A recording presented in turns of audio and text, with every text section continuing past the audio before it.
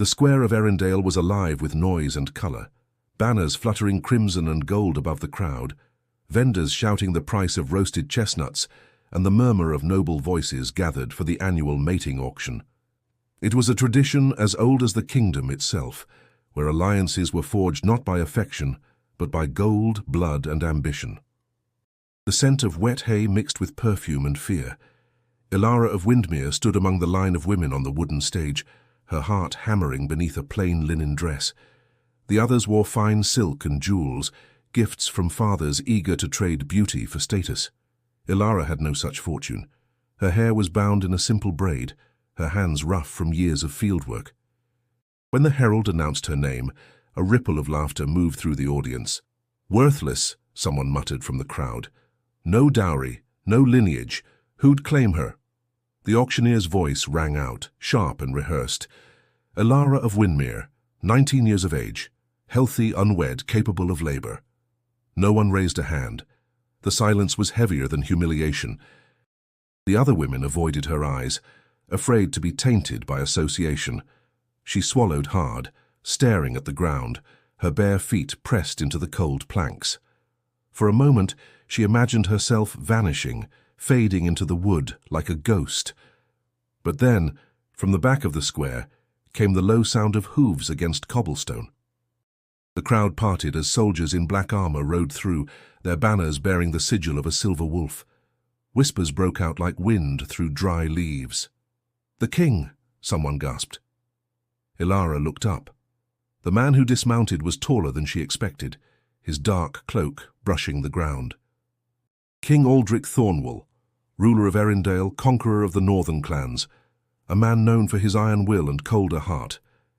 His eyes were pale as winter steel as they scanned the line of women, passing over silk, jewels, and painted smiles, until they stopped on her.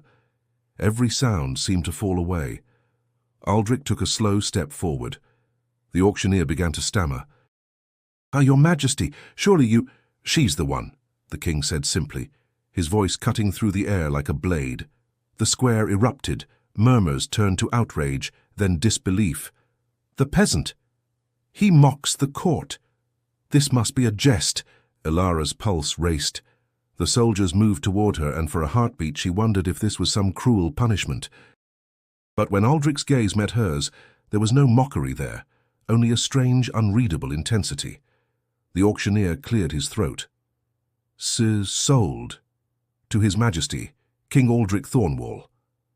The king extended a hand. Ilara hesitated before placing hers in his. His touch was firm, almost electric, and when she tried to speak, no words came. The air between them felt charged with something she couldn't name, not kindness, but not cruelty either. Something deeper. As the crowd shouted and argued, the king led her away through the path his guards opened. Behind them, the whispers grew vicious. "She'll never survive the court. She'll embarrass him. She doesn't deserve the crown's shadow." Ilara walked beside him in silence, trying to keep her breathing steady. Her life had changed with a single sentence. She didn't know why he'd chosen her, only that her fate now belonged to a man everyone feared. The royal carriage waited at the edge of the square. When he helped her climb inside, she dared a quiet question. "Why me, Your Majesty?" His eyes flicked toward her, unreadable. "Because no one else saw what I did." The door closed, sealing her from the life she'd known. As the carriage rolled toward the castle, the streets blurred past like memories slipping away. She pressed her hand to her chest, feeling the echo of his words, both terrifying and thrilling. And if you've ever wondered what it means to be chosen when the world calls you worthless, stay with this tale. And don't forget to subscribe for more stories of love, fate, and courage born from the ashes of despair. The rhythmic creak of the carriage wheels echoed against the cobblestone road, filling the silence that stretched between Ilara and the king. The air inside smelled faintly of leather and pine resin from the torches outside. She sat with her hands folded tightly in her lap, afraid to meet his gaze again. Every turn of the road carried her farther from everything she'd ever known, her village, her small home by the river, the only life she had understood.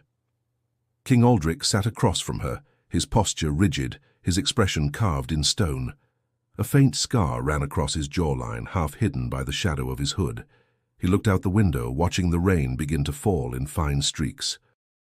Ilara's voice came out quieter than she intended.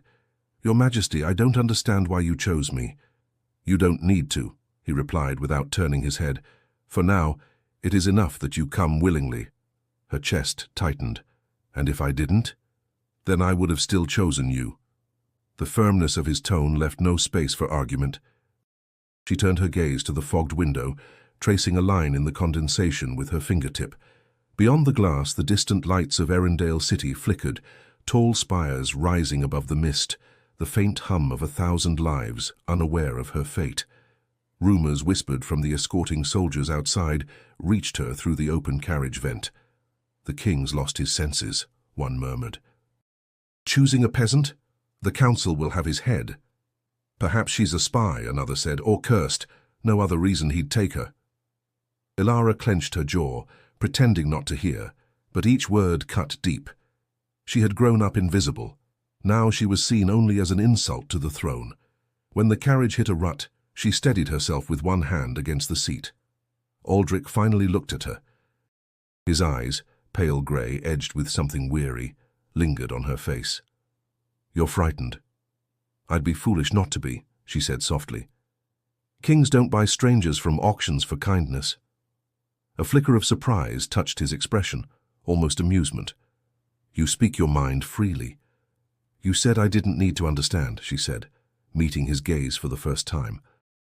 "But if I'm to live in your world, I should at least know whether I'm meant to be a wife, a servant, or a decoration."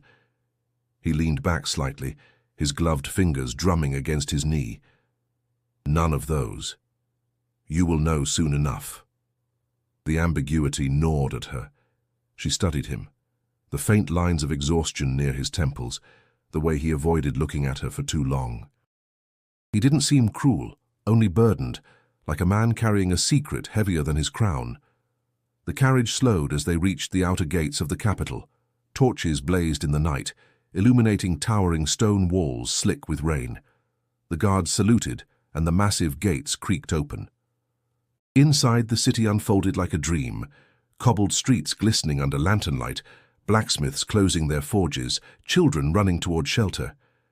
Everything smelled of rain-soaked iron and wood smoke. Ilara pressed her hand to the window, eyes wide. "I've never seen anything like this." Aldrich's tone softened, just a shade. "Few from your village ever have." When she looked back at him, she thought she saw a trace of melancholy behind his calm exterior, but it vanished before she could name it.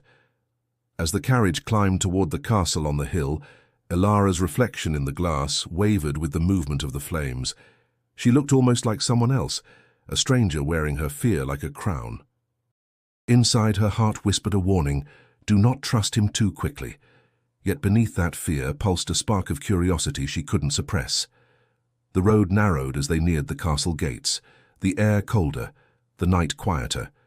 Aldrich's voice broke the silence one last time. "Whatever you hear in that court, remember this. They are not the ones who decide your worth." Ilara turned to him, startled. "Then who does?" He looked out toward the towering gates and answered, "You will in time." The carriage rolled beneath the archway, its wheels echoing like a heartbeat against the ancient stone. Ilara held her breath, knowing that once those gates closed behind her, nothing in her life would ever be the same again.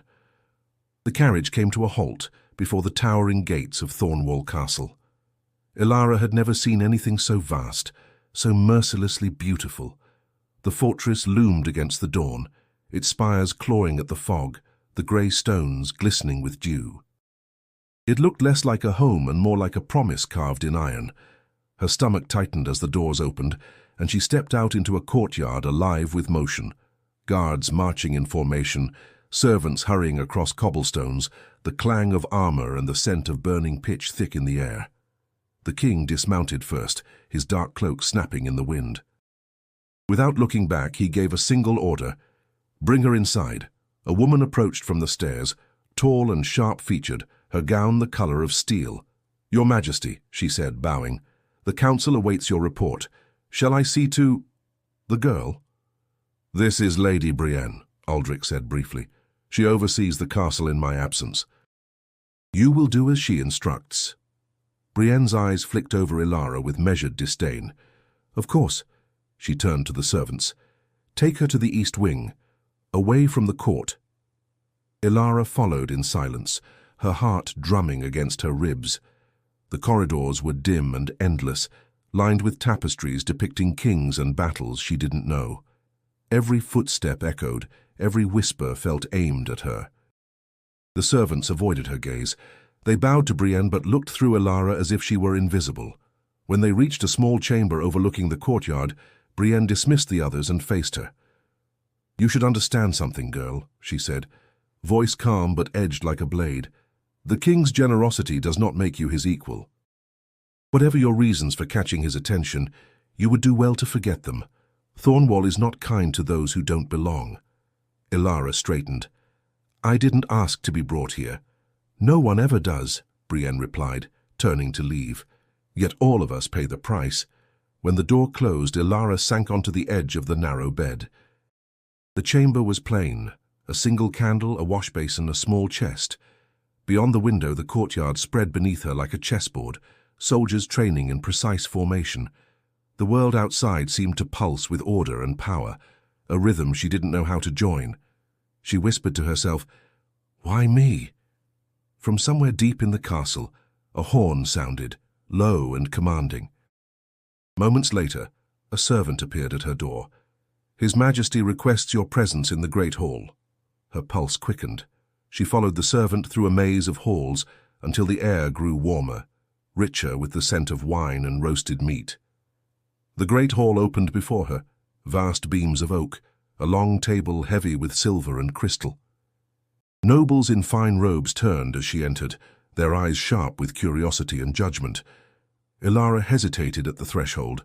Then she saw him, King Aldric at the head of the table, speaking quietly to his generals. When he looked up, their eyes met. Something in his gaze steadied her, and she took a careful step forward. Whispers rose like a tide. That's her, the auction girl. Surely the king is jesting. Lady Brienne appeared at Aldric's side, her expression neutral. Your Majesty, shall she be seated? Yes, he said. At my right. Gasps rippled through the room. Ilara crossed the floor, feeling every stare pierce her skin. When she sat, the murmurs grew louder, but Aldric's presence was a wall between her and their scorn. He spoke quietly, without looking at her. They'll test you. Every word, every glance, do not yield. Ilara nodded, her throat tight. I've lived among those who thought I was nothing.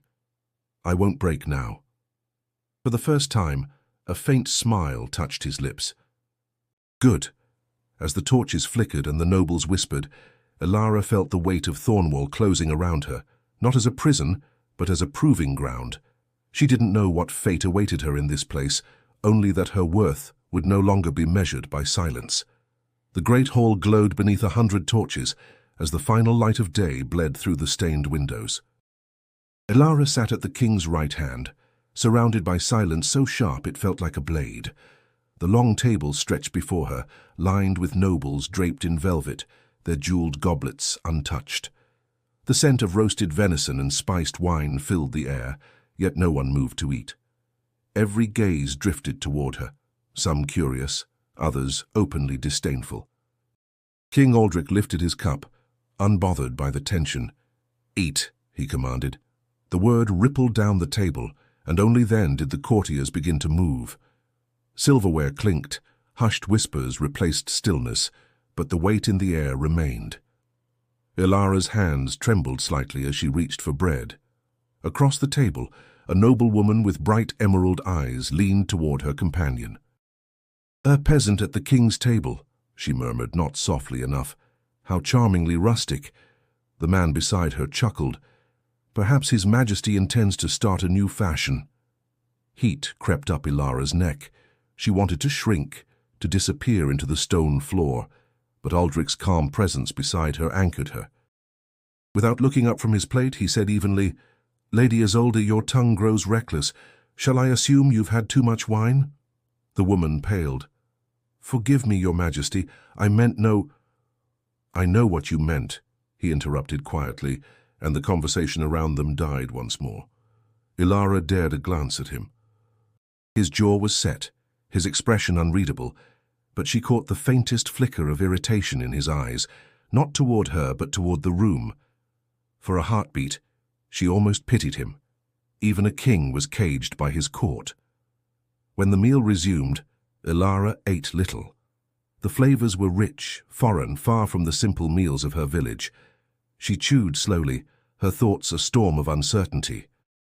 Why had he chosen her truly, and why defend her before so many? A rumble of thunder rolled above the castle, shaking the rafters. The courtiers flinched, but Aldrich seemed almost comforted by it. "Rain will come," he said softly, as if to himself. Ilara found her voice at last. "Does it rain often in Thornwall?" He turned his gaze to her. "Enough to remind us what the sky owes the earth." The cryptic answer made her chest tighten. She wasn't sure whether it was wisdom or warning. The doors to the hall creaked open, and Lady Brienne entered, her eyes gliding from Aldrich to Ilara. "Your Majesty," she said with a respectful bow, "the council requests your presence at dawn." "Tell them dawn will wait," Aldrich replied, his tone final. Brienne inclined her head and withdrew, her expression carefully neutral. When she was gone, Ilara spoke quietly. "She doesn't seem fond of me." "Brienne is loyal," he said. "She distrusts what she cannot predict." "And I'm unpredictable?" "You are unaccounted for," he said after a pause. "That unsettles them." Thunder boomed again, louder this time, followed by a crack of lightning that lit the hall in silver. Ilara's heart jumped. She tried to hide her reaction, but Aldrich noticed. "Does the storm frighten you?" "No," she lied. "It just sounds alive." His lips curved faintly, the first sign of amusement she'd seen. "Then you and the storm have much in common." Before she could respond, another flash of light illuminated the windows, and rain began to fall in sheets, drumming against the glass. The sound swallowed the room, masking the whispers, softening the hostility around her. For the first time since entering the castle, Ilara felt the faintest sense of calm. When the meal ended, Aldrich stood. "You'll rest now, tomorrow will be long." She rose and bowed her head. "Thank you, Your Majesty." As she followed a servant out of the hall, she looked back once. Aldrich still stood by the table, staring into the rain as though searching for something beyond the storm. She wondered what haunted him behind that calm facade, what secret bound his gaze to the horizon. Outside, the thunder rolled on, echoing through the stone corridors like a restless heart. And deep within her, a question took root, not of fear, but of fate. The morning after the storm dawned grey and heavy, the sky hanging low over Thornwall Castle like a wet cloak. Ilara woke to the sound of footsteps in the corridor, the soft murmur of servants exchanging gossip while carrying trays and linens. Though she couldn't make out every word, fragments drifted through the wooden door, her name among them, followed by laughter that died quickly when someone hushed the others. She sat on the edge of the bed, the chill seeping through the floorboards. Her hands trembled slightly as she braided her hair, her mind replaying the events of the night before, the king's defense, the stairs, the strange warmth in his voice when he spoke of storms. She wanted to believe it meant something, but she'd learned long ago that hope was a fragile luxury. When she stepped into the corridor, two maids fell silent mid-whisper. One curtsied awkwardly. "Good morning, my lady," she said, her tone falsely sweet. Ilara nodded and continued walking. The walls of the castle seemed to breathe around her, stone and shadow alive with voices she couldn't silence. At every turn, someone was watching. At every glance, she felt measured, weighed, found lacking. By the time she reached the courtyard balcony, her lungs ached for air. The wind carried the scent of wet earth and iron. Below, the soldiers trained in the mud, their blades flashing under the pale light. Their discipline fascinated her, the rhythm of motion, the unity she lacked in herself. "Admiring the king's army, are we?" Ilara turned. Lady Brienne stood near the doorway, arms folded, expression unreadable. "I was only watching," Ilara said. Brienne's gaze softened by a fraction. They're loyal to him because they owe him everything. The king rebuilt this army from ruin. He commands not through fear, but through purpose. That is why they follow. Then why does everyone else whisper about him? Elara asked quietly. Brienne hesitated, then stepped closer. Because people fear what they cannot understand. His Majesty has never taken a consort. Some say he cannot. Others believe he is cursed, that no union he makes will ever last. Elara's breath caught. Cursed? It is foolish talk, Brienne said, though her voice faltered. But the court feeds on foolishness. You would do well to ignore it. Before Elara could reply, a door slammed somewhere below. The echo reverberated through the halls, followed by raised voices. Brienne turned sharply. Stay here. She swept away, leaving Elara alone once more. Curiosity tugged at her, irresistible. She descended the stairs and followed the sound until she reached the lower corridor near the council chamber. Through the slightly open door she heard the sharp tones of the nobles' debate. Your Majesty's decision defies tradition, one man said, to bring a commoner into Thornwall. Enough, Aldrich's voice cut through, calm but edged with danger. You will not question my judgment in this hall. She is not fit for a crown, another protested. The people will mock you. Then let them, Aldrich replied. Their laughter cannot break what they do not understand. Elara's heart pounded. She shouldn't have been listening, but the words rooted her in place. The king was defending her again, though she couldn't fathom why. The door creaked slightly under her weight, and a guard turned. Who's there? Elara stepped back quickly and hurried away, her pulse racing. By the time she reached the corridor leading to her chamber, her thoughts were a storm. What did he gain from defending her? Was it pity, pride, or something else entirely? Later, as dusk settled, she found herself walking past the training yard once more. The air smelled of rain and sweat. The king was there overseeing his soldiers, his cloak whipping in the wind. When he noticed her, he dismissed the men with a wave. You shouldn't wander alone, he said. I wasn't, she replied, meeting his gaze. I was following the sound of truth. His brow furrowed slightly. Truth? The whispers say you're cursed. Her voice trembled, but she didn't look away. Are you? For a long moment he said nothing. Then he took a step closer, his tone low. If I were, would it change what you see? Elara hesitated. Perhaps not, but it might change what they do. A faint smile ghosted his lips. Then let them whisper. The truth is theirs to fear. As he walked past her, the wind shifted, carrying his words like a promise she didn't yet understand. The castle library was nothing like Elara had imagined.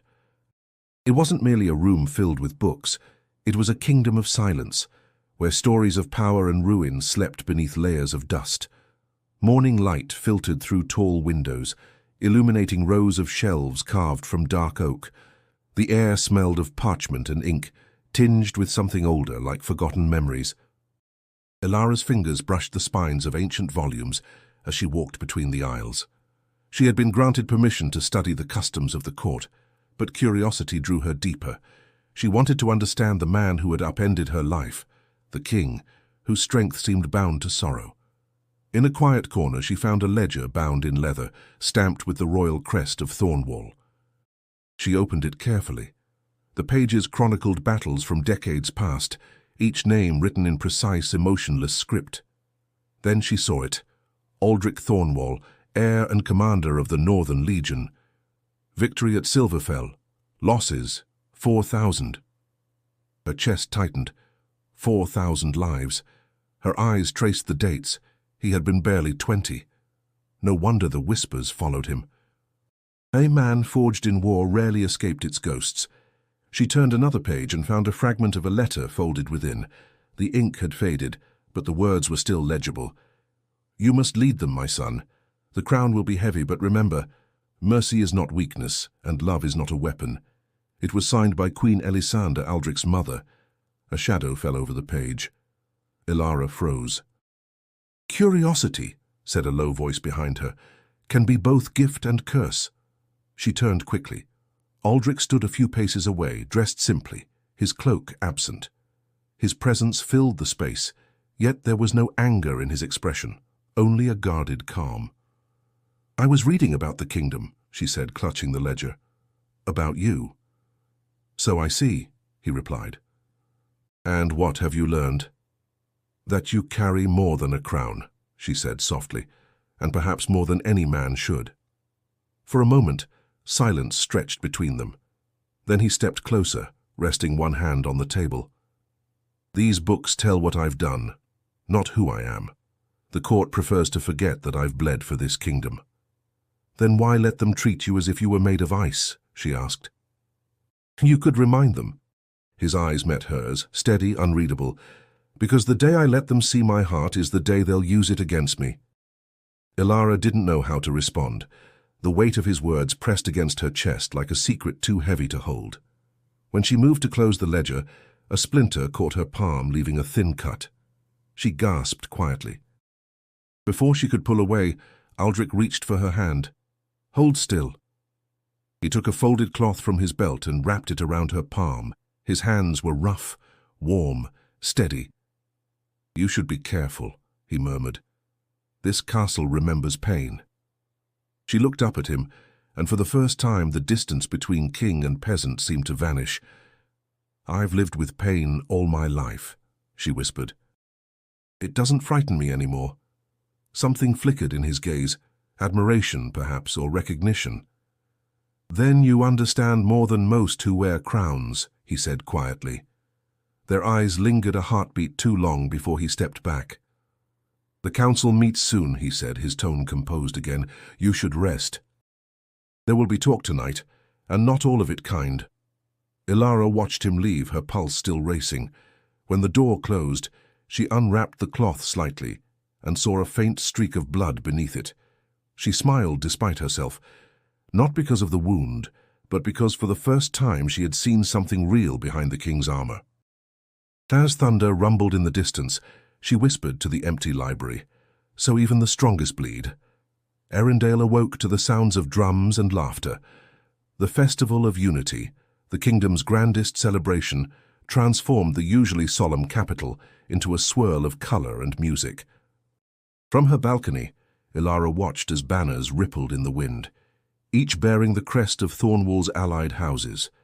The air was alive with the smell of sweet pastries, roasted meats, and the faint perfume of wildflowers woven into garlands that decorated every gate. For days she had been warned about this event. It was not simply a festival. It was the court's display of power, a performance of loyalty before the crown. And this year she was to attend at the king's side. When Lady Brienne entered her chamber with a gown of deep blue silk, Ilara hesitated. "It's beautiful," she said quietly, touching the fabric. "But it's not mine." Brienne's voice was measured. "Tonight it is." The king insisted. Ilara frowned. "Why would he—" "Ask him yourself," Brienne interrupted, her tone clipped but not unkind. "And remember, they'll all be watching." By evening, the courtyard blazed with torchlight. Nobles filled the open pavilion, their laughter echoing through the night.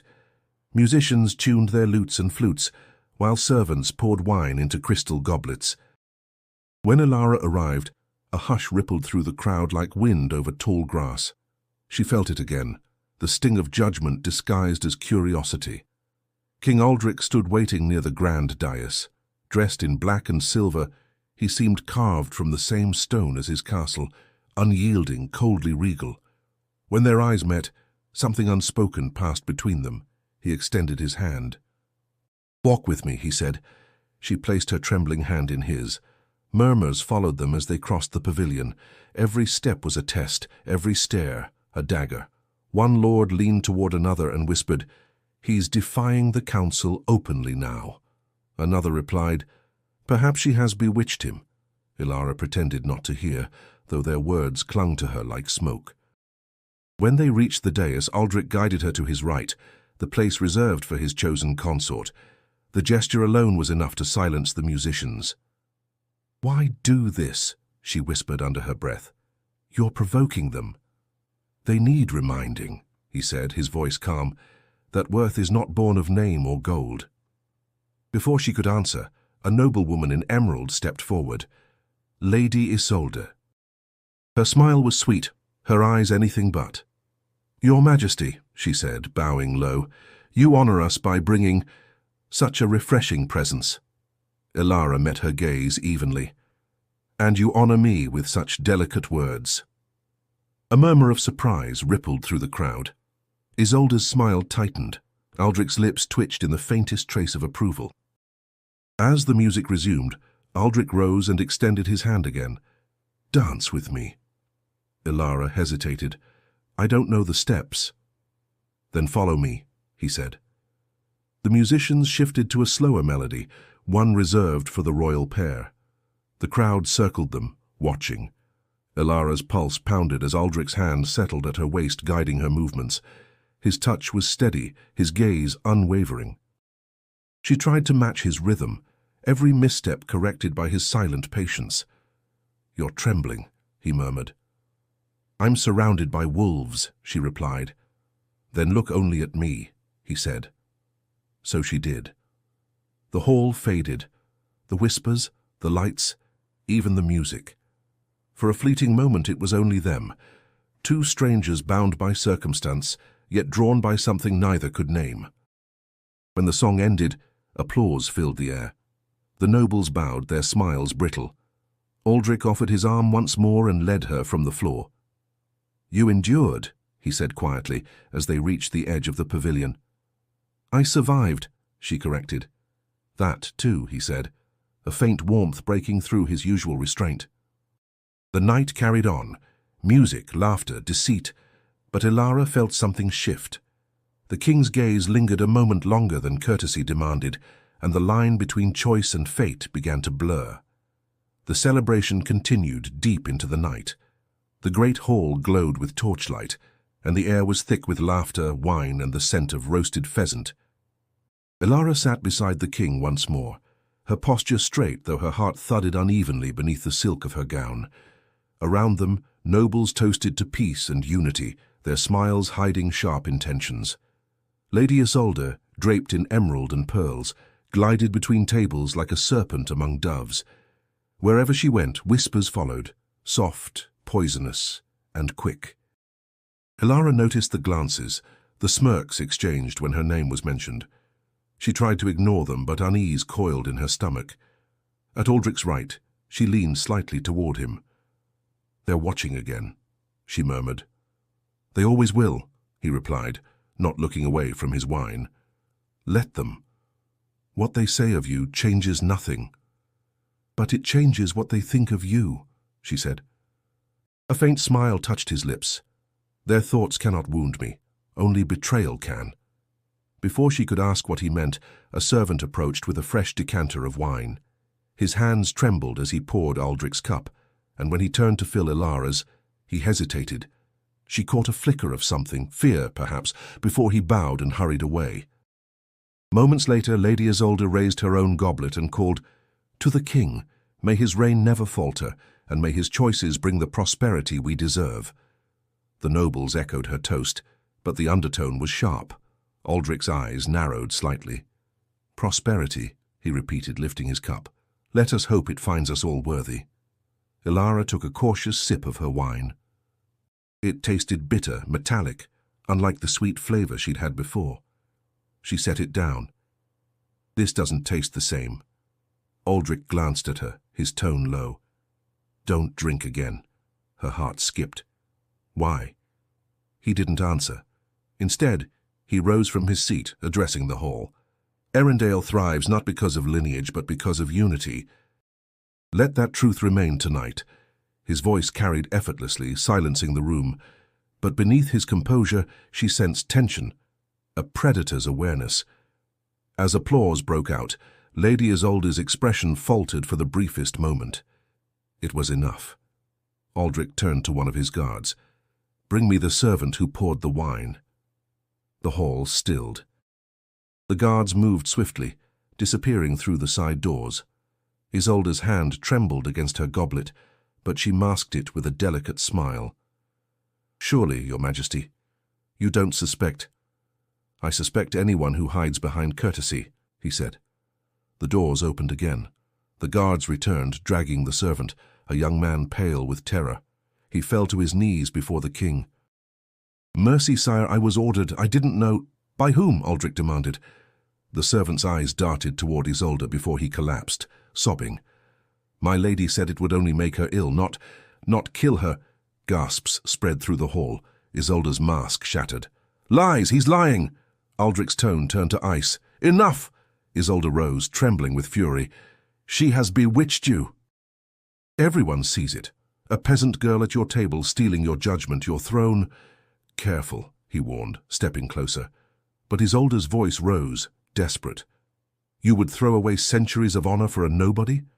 Elara stood before she could think.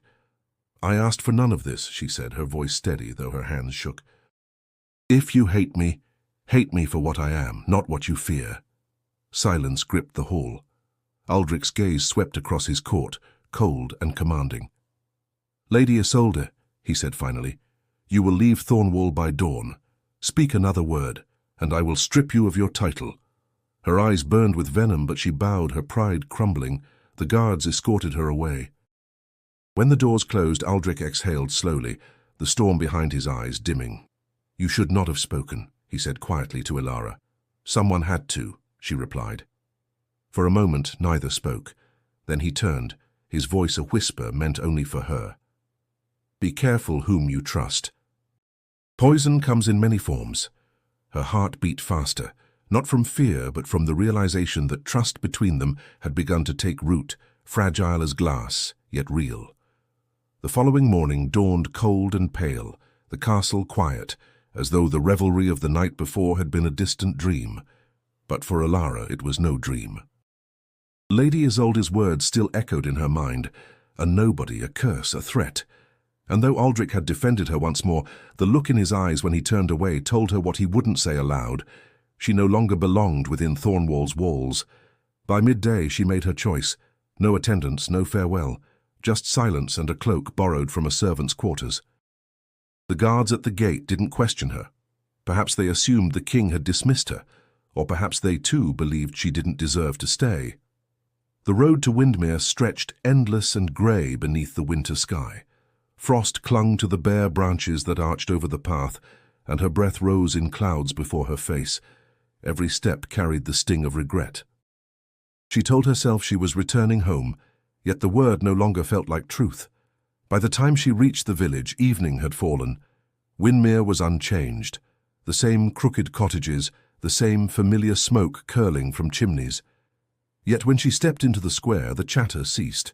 Faces turned, eyes widening in disbelief. "Elara," someone whispered. "The girl the king bought?" A murmur rippled through the crowd. Some looked curious, others contemptuous. Old Marin, the baker's wife, crossed her arms. "Back already? Did the castle grow tired of its peasant toy?" Elara's throat tightened.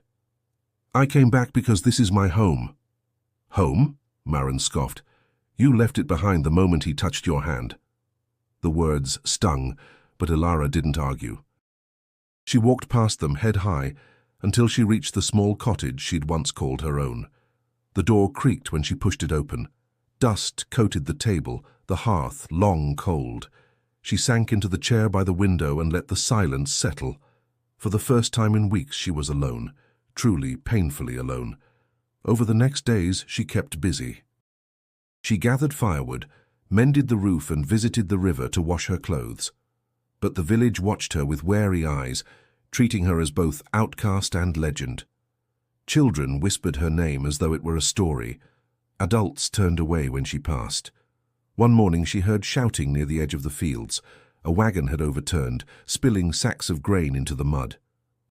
The winter shortage had already begun to bite. If the grain spoiled, there would be hunger before spring. Without hesitation, Elara waded into the muck, helping the farmers lift the wagon upright. Her hands bled, her back ached, but she didn't stop until the grain was saved. An older man looked at her, astonished. "Why would you help us?" She wiped her forehead. "Because I still belong to this land, same as you." That night the villagers came to her door with a loaf of bread and a jug of cider, a peace offering. Marin stood among them, her expression grudgingly soft. "You worked harder than any of us expected," she admitted. Ilara smiled faintly. Sometimes it takes leaving to remember what's worth returning to. The days grew shorter. Snow dusted the fields, and for the first time in years Windmere came together, sharing, mending, rebuilding. Ilara taught the children to read using scraps of parchment from the castle library she'd taken with her. Their laughter filled the small house, warming it more than fire ever could. But at night, when the village slept, her thoughts returned to the king. She saw his eyes in the flames, the steadiness, the grief, the way he'd said, "Be careful whom you trust." She wondered if he missed her, or if she had simply been another wound he'd learned to carry. Outside, the wind howled across the moors, and Ilara whispered into the darkness, "You once told me worth is not decided by others. I hope you remember that too." Winter had claimed Thornwall. Frost veiled the castle walls, and the air bit like iron. Yet the king's chambers remained restless, sleepless nights marked by candlelight and silence. Aldrich stood before the map table, eyes fixed on the northern roads. His generals spoke of rebellion, of lords stirring against his rule, of whispers that his heart had made him weak. But beneath all their words, one truth haunted him more than treachery. Ilara was gone. When Lady Brienne entered, he didn't look up. "How long since she left?" he asked. 2 weeks, my liege," she said softly. "We tracked her path through the southern woods. No escort, no guard." Aldrich's hand tightened around the table's edge. "And the villages?" "She returned to Windmere," Brienne replied. "The people say she's helping them prepare for winter." He nodded once. "Then she's safe for now." Brienne hesitated. "The council demands your attention. They question your loyalty to the throne, your—" "My heart," he finished bitterly. "They question whether it rules me. Forgive me, sire, but they will move against you if you do not act." Aldrich's gaze lifted, cold and certain. "Then I will act." That night, he donned his riding cloak, the one he had worn during his campaigns in the north. The wolf insignia glimmered faintly in the torchlight. To his guards, he gave few words. "Prepare the horses. We ride before dawn." Brienne frowned. "Majesty, the rebels—" "Can wait," he said. "Can—" "The crown cannot stand if the truth that binds it is lost." Before sunrise, the king rode out from Thornwall with a small retinue. Snow crunched beneath hooves, breath clouded in the frigid air. The forests of Erindale were vast and silent, branches heavy with ice. The soldiers followed in disciplined silence, but Aldrich led as if driven by something more than duty. For days they travelled through frozen valleys and abandoned villages, stopping only when the horses grew weary. At night, Aldrich slept little, haunted by thoughts of her, the way she had spoken to him without fear, the way her eyes had met his as if she saw the man beneath the crown. By the 5th day they reached the outskirts of Windmere. The village looked smaller than he remembered, its thatched roofs blanketed in snow. Smoke curled lazily from chimneys. The sight of it, humble, peaceful, tightened something in his chest. He dismounted and motioned for his men to remain behind. "No banners," he ordered. "No horns. The people owe no fear tonight." He walked the last stretch alone, boots sinking into the snow. From within one of the cottages came the faint sound of laughter. Children, light and unburdened. He stopped near the window and looked inside. There she was. Ilara sat near the hearth, her hair unbound, her sleeves rolled as she taught the children to read from a worn page. Her voice was soft, melodic, steady. The sight struck him harder than any blade could. She looked happy, free. He turned to leave, but a child's voice called out, "Someone's outside." The door opened before he could move, and Ilara stood in the doorway, framed by the glow of the fire behind her. For a long moment, neither spoke. Snow fell between them, soft and relentless. Finally, she said, "I thought you'd forgotten me." "I tried," he admitted. "But the harder I tried, the louder your silence became." Her breath caught, visible in the cold air. "You shouldn't be here. The court—" "The court can wait," he interrupted, echoing his words to Brienne. "You once asked why I chose you. I think I finally understand." She looked at him, eyes glistening with uncertainty. "And why is that?" "Because you remind me of what the crown forgets," he said quietly, "that a kingdom is only worth ruling if its people can still hope." The firelight flickered behind her, painting her in gold. She took a hesitant step forward. "And what hope do you seek now, Aldrich?" He met her gaze. "To find what I lost the moment you walked away." The wind carried his words into the night, and for the first time in weeks her heart began to thaw. The wind howled across the moors as night settled over Windermere. Inside the small cottage, the fire burned low, its glow flickering across the walls. Ilara stood by the hearth, her arms crossed, trying to still the trembling in her chest. Aldrich remained near the door, snow melting on his cloak, his breath uneven. Neither spoke for what felt like an eternity. Finally, she broke the silence. "You shouldn't have come. Your counsel will see this as weakness." "I've faced worse accusations," he said. His tone was calm, but there was something raw beneath it. "Let them call it what they will. I had to see you."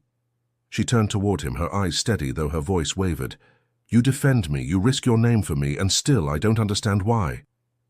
He stepped closer, the distance between them shrinking with each heartbeat. "Because you make me remember who I was before the crown." Ilara blinked, startled. "Before the crown?" "I was a soldier then," he said quietly, his gaze distant. "Her son who believed that victory could wash away blood. My mother tried to teach me compassion, but I buried it under duty. Then I became king, and the world demanded I bury even more: mercy, trust, hope, until I met you." Her voice softened. "You think I gave you hope?" "You did," he said simply. "You stood before me when the whole court bowed. You looked at me like I was a man, not a throne." Ilara's throat tightened. "I never meant to change you, Aldrich. I only ever wanted to understand you." "Then you already have," he said, taking another step. "You see through me, and I cannot decide whether that terrifies or saves me." She turned away, staring into the fire. "You say such things, but words burn away like ash. What happens when your council demands you choose, your crown or your conscience?" "Then let them choose their king," he said, his voice low but resolute. "I'll not trade truth for a gilded lie." Ilara shook her head, her heart aching. "You don't understand. I am not a noblewoman, Aldrich. I have no name, no wealth. To your court, I am proof that you can be swayed by a peasant's touch." He stepped closer until she could feel the heat of his breath.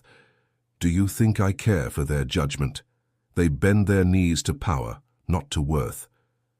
She met his gaze, her own defiant. "And what if I told you I don't wish to be your redemption?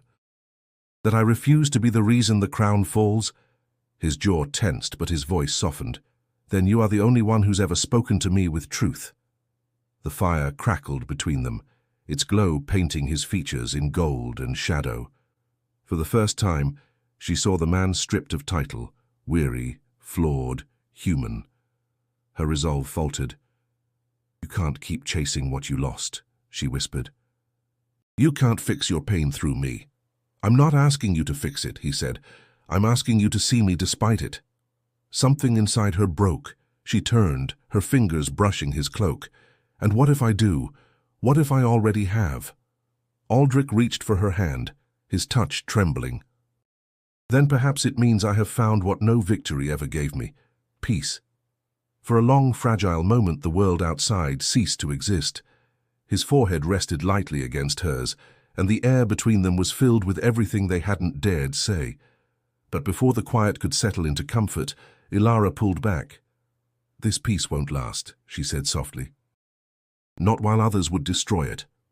He studied her face, pain flickering in his eyes. "Then let them come. I'd rather lose a kingdom than live without truth." Her breath caught, torn between fear and longing. "And if truth destroys us both?" Aldrich's answer was barely a whisper.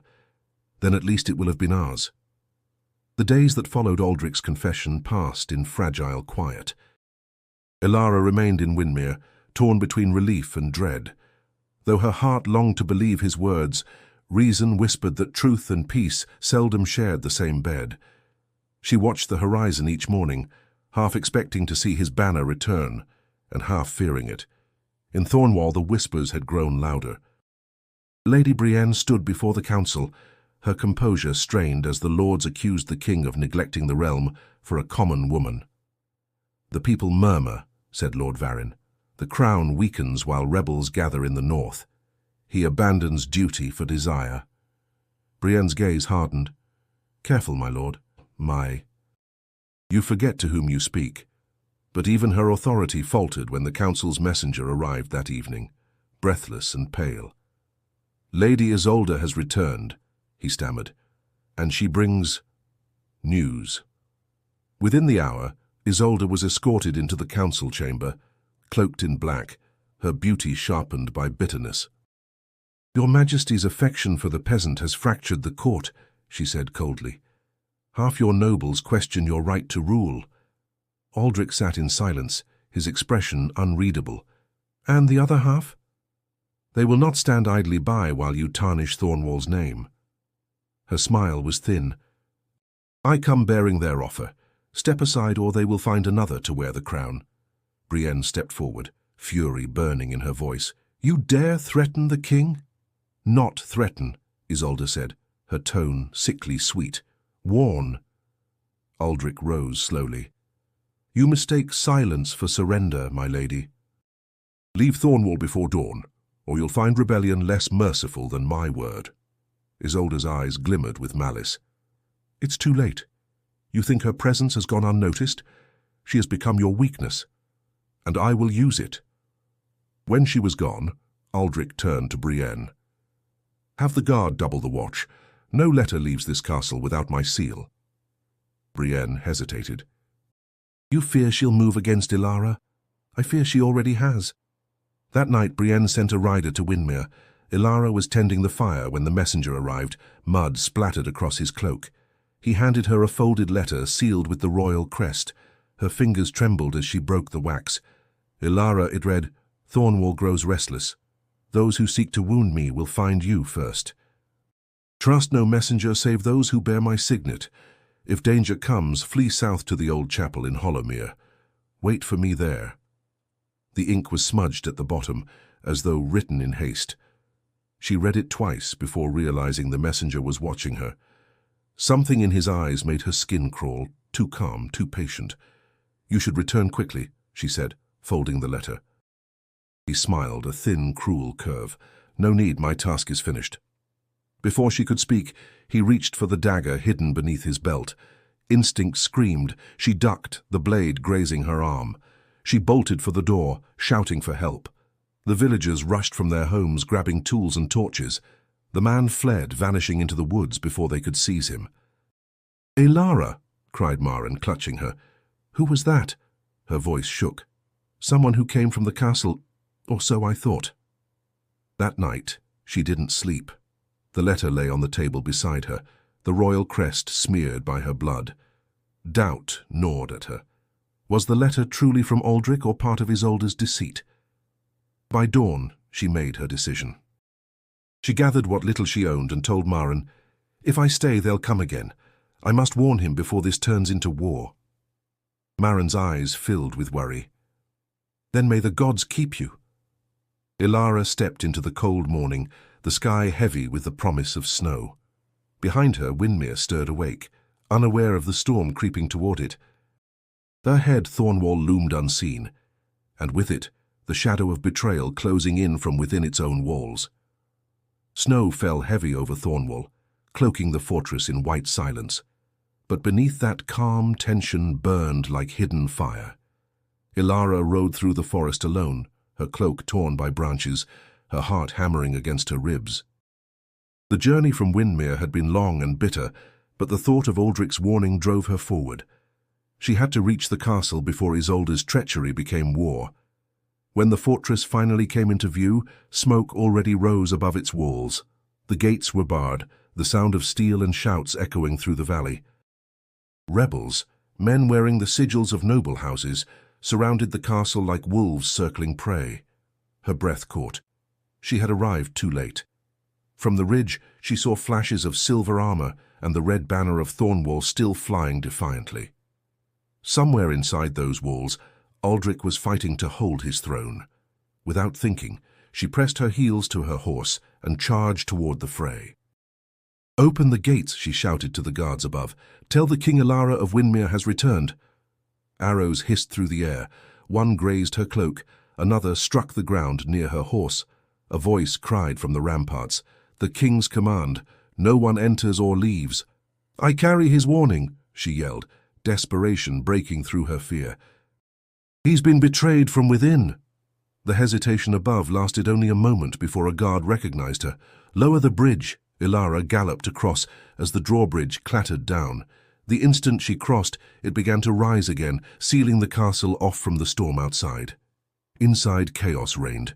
Soldiers clashed in the courtyard, the air thick with the smell of smoke and blood. She leapt from her horse, clutching the letter still tucked inside her cloak, and ran toward the inner keep.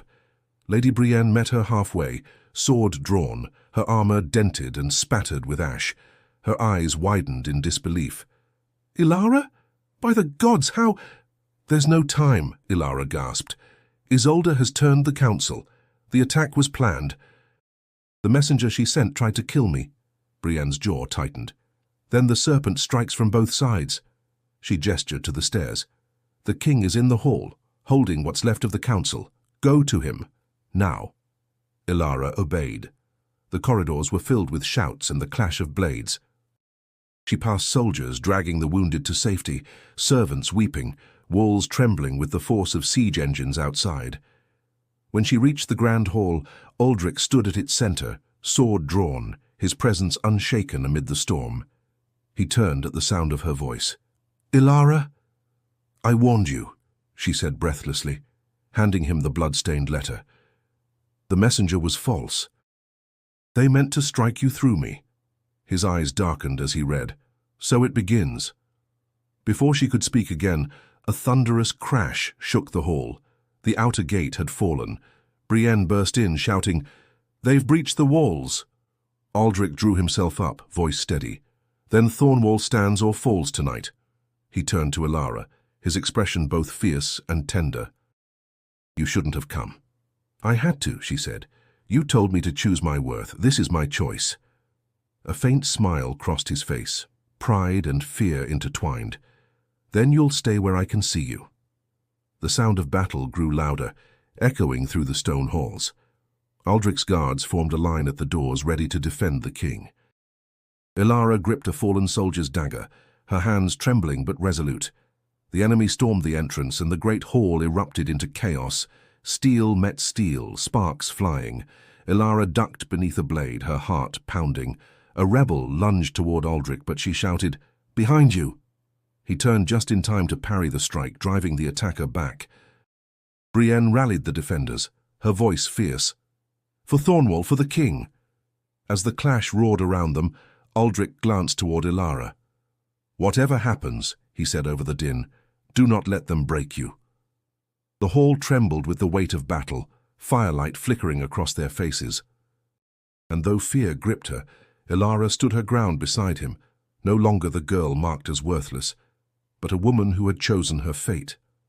The siege had ended, but Thornwall bore its wounds like a living thing. Smoke still rose from the outer walls, and the scent of iron lingered in the air. Snow fell softly over the courtyard, blanketing the bodies of friend and foe alike. Inside the keep, silence reigned, the uneasy calm that follows the storm. Ilara sat beside the great bed in the king's chamber, her hands clasped tightly in her lap.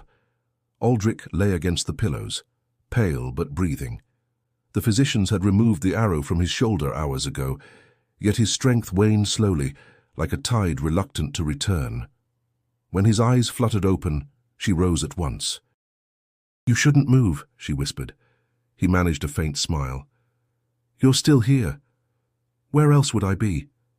His hand reached for hers, rough and warm despite his weakness. "Thornwall stands because of you," he said softly. "You warned us in time. You stood in the hall when others fled. I did what anyone would have done." "No," he said. "You did what only the brave do." Tears stung her eyes, but she blinked them away. "Bravery doesn't stop arrows." He chuckled weakly. "No, but it gives them meaning." Brienne entered then, her armor dulled by soot. She bowed her head respectfully. "The lords await your command, your majesty. They've seen the rebellion crushed. The traitors are in chains." Aldrich's gaze hardened. And Isolde? Gone, Brienne said. She fled before the final assault. None know where. Then she'll return to the shadows she came from, he murmured. Let her run. Her power ends here. Brienne hesitated. The council also demands to know what is to become of the girl from Windermere. Elara stiffened, but Aldrich spoke before she could. The girl from Windermere has earned the respect that cowards never could. Tell them she belongs where she stands, beside the crown. Brienne's eyes softened, a rare hint of warmth breaking through her steel composure. As you wish, sire. She left them alone once more. Elara shook her head. You can't mean that. They'll hate you for it. They already do, he said.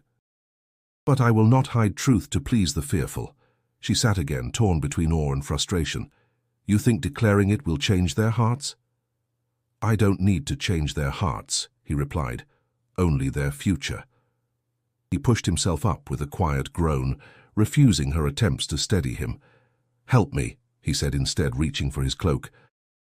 There's something I must do before the council gathers. Within the hour, the great hall filled with nobles and soldiers. The air was heavy with smoke and the faint echo of grief. Aldrich entered slowly, his wound bound, but his presence undiminished.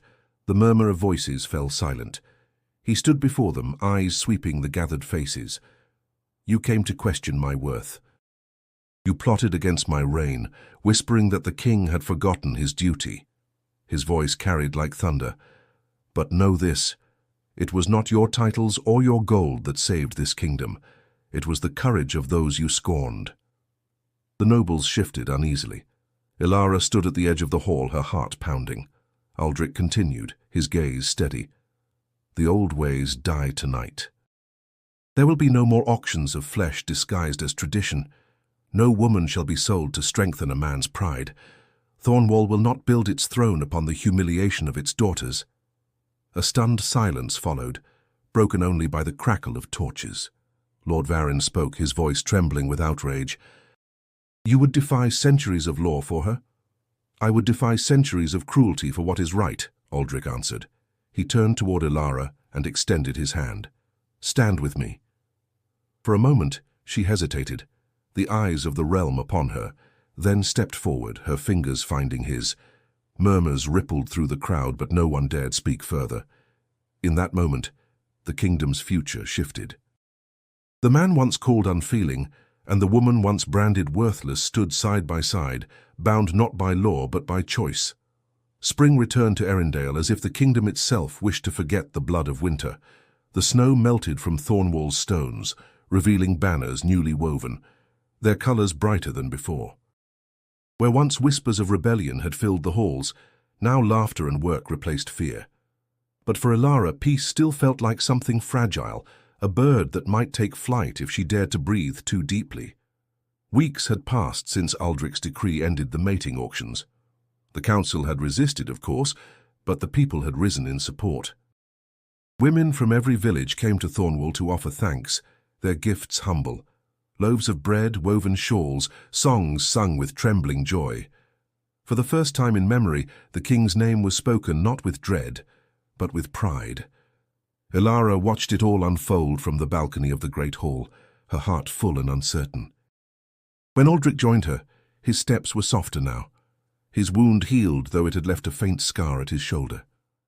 You've been quiet, he said. I'm trying to understand how it all changed so quickly, she replied. Yesterday I was a servant to my fear. Today they call me something I never imagined. He smiled faintly. A queen? She turned to face him. You speak it as if it were simple. It is not simple, he said, but it is true. Elara looked out over the city, where children played in the square beneath banners stitched with the silver wolf. They'll always remember me as the peasant who dared to touch a crown. Then let them remember, Aldrich said. For it will remind them that worth is not born in bloodlines, but in the choices we make. A bell rang in the distance, a signal for the council's gathering. Today the coronation would be sealed before the realm. The nobles would kneel. The crown would pass from one ruler's name to two. When Elara entered the grand chamber, the sight stole her breath. Hundreds of candles shimmered, their light reflected in golden armor and polished marble. The nobles bowed as Aldrich led her to the dais, though some did so grudgingly. Brienne stood among them, proud and unflinching. As the high priest lifted the crown, a circlet of silver and jet, Ilara's pulse quickened. The crown looked impossibly heavy, a burden and a promise entwined. "Do you accept this duty?" the priest intoned. "To guard the heart of Arendelle, to lead with justice, and to see worth in every soul beneath your reign?" Ilara met Aldrich's gaze. "I do." When the crown touched her brow, the hall erupted in sound, horns, cheers, the thunder of feet striking stone. Aldrich took her hand, lifting it for all to see. "Behold," he declared, "Ilara of Windmere, Queen of Arendelle, chosen not by auction nor by birth, but by courage." The words echoed through the chamber, carrying far beyond the castle walls. In the weeks that followed, reforms spread like dawn over the land. The villages once broken by debt and trade were rebuilt with aid from the crown. Schools opened for children regardless of lineage. Women held positions in the court for the first time in history. Ilara worked beside Aldrich each day, her hands ink-stained from letters, her heart steady with purpose. One evening, as the sun dipped behind the hills, Aldrich found her in the courtyard, tending to the garden she had planted, a circle of wildflowers from Windmere. "You've turned this place softer," he said. "Not softer," she replied, brushing soil from her palms. "Stronger. Roots hold where swords cannot." He smiled. "Then may your roots keep me steady, my queen." Ilara looked at him, warmth spreading through her chest. "And may your courage remind me never to doubt my own." They stood in quiet for a while, the scent of blossoms mingling with the cool air. Above them, the stars began to burn through the twilight, bright and unashamed. Aldrich turned to her. "Do you regret it?" "Not once," she said, "for I was marked worthless, and yet I found everything." He took her hand, pressing it to his lips. "Then so did I. And as the bells of Thornwall tolled again, not for war but for peace, their story became legend. The king who learned to love, and the queen who taught a kingdom what worth truly meant. So if you believe in love born from courage, remember their tale. And don't forget to subscribe for more stories of hearts that rise where none believed they could. And when this one ends, click the next story waiting on your screen, because every ending is only the beginning of another truth.